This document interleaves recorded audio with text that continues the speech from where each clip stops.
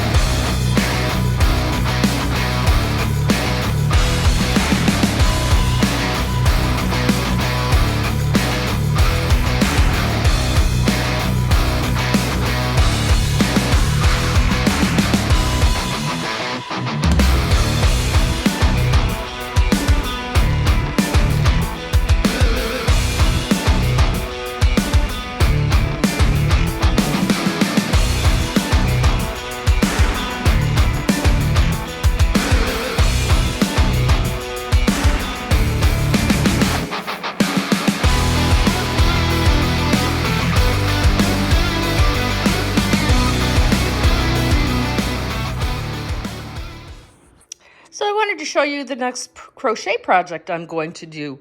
I'm going to work on a shawl. I have this one I had made a while ago, laid out here because this is a perfect length here. And I'm laid it out here so you can kind of see for yourself.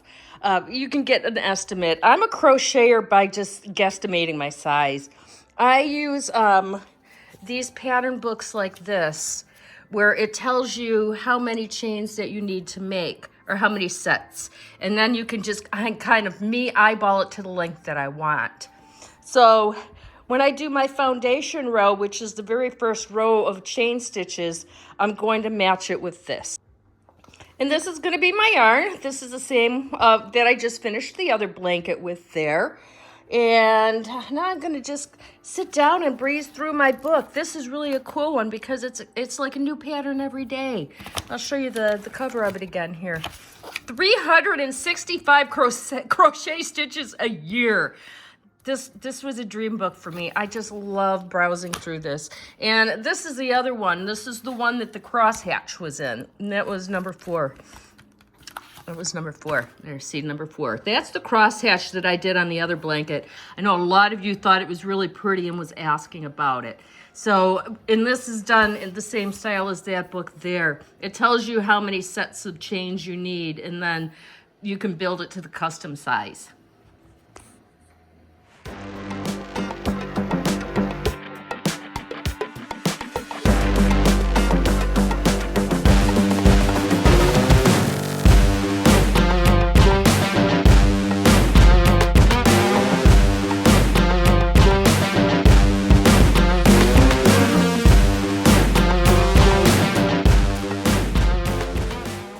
So I'm looking at the 2 rolls of yarn here.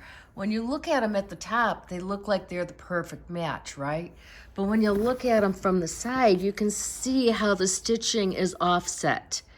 So there's a lot of blue that's going to start this one, whereas there's not as much here. So I'm not going to have those clean line shift or change from color to color. You're going to see the gradual blend of these together before it goes into a solid color. Anyway, it should still be pretty anyway, you know. So, but now I know what to expect when I start crocheting this.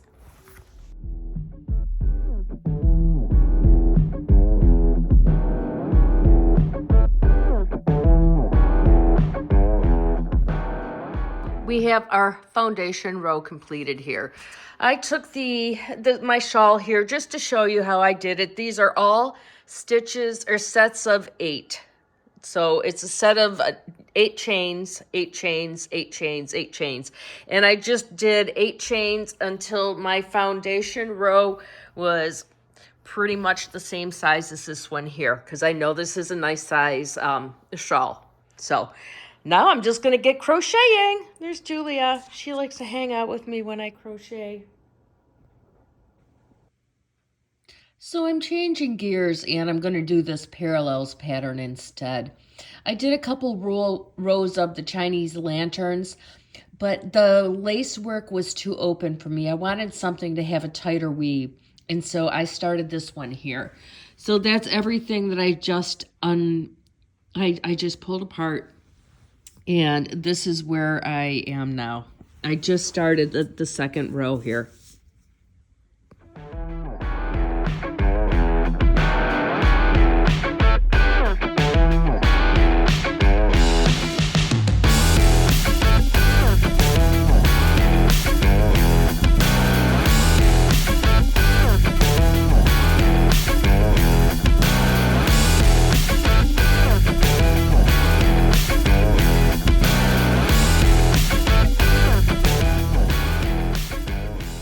Alright guys, I'm going to show you the progress that I've made on the shawl. I've been working on it for 1 week now. Okay. There we go. I've made a lot of progress on it. Here we go. So here we go. Here we go. Here we go. Be careful with that so I don't yank the yarn out. Snag it. But here we are. Look how it's coming along. All right, this was my foundation row on the bottom here. You can tell we're working into the browns. You can see how it's offset, but it looks really pretty the way that it's worked out in this one, as opposed to the blanket where it blended perfectly on the clean lines.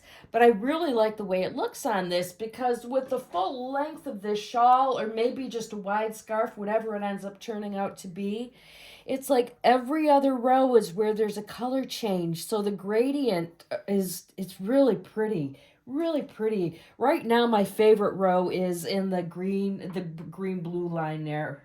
That's my favorite color combination of all time. So of course I have a favorite row when it's that.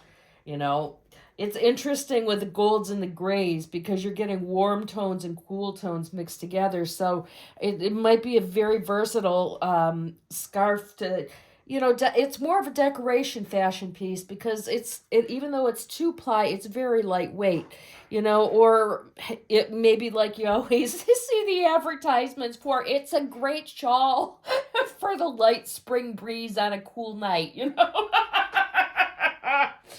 But I think it's turning out real pretty. It's more of a fashion piece, I think, than this is going to keep me warm piece. But I like the way that it's coming along. And if I do this well, and I think I might get lucky here, I might not have to do a border around the edge, because there's a single crochet along here, and with the end, I'm saying that wrong. There's two single crochets on the edge, and so that's making this illusion of a border here that really is looking nice. And kind of the same thing on here. You know, the way it's kind of lined up here, it doesn't need to be cleaned up with a single crochet. Normally, I really like to single crochet around it, but this is the only yarn that I have. So I would have to guesstimate how much to save to square it off with an edging. And I think I would rather go for total size instead of trying to guesstimate it like that. So, but I would guess by next weekend I should be done with this, because I tend to work on it a good half hour, sometimes an hour a day. So with that, bye guys. Thanks for watching.